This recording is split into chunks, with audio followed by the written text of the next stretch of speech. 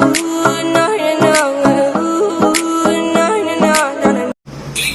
the Start button from the taskbar. From the right pane, select Devices and Printers. A separate window opens. Click Add a Printer button from the top left. A dialog box with two choices will open. Click any of the option button. Select a printer from the list of available choices. Click the Next button.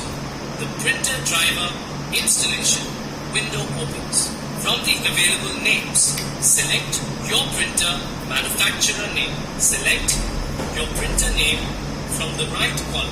Click the Next button. Type a printer name in the available field. Click on Next. A dialog box showing printer installation progress opens. Once the printer is successfully added, click the Finish button. You will notice that the newly installed printer icon gets added under Devices and Printers.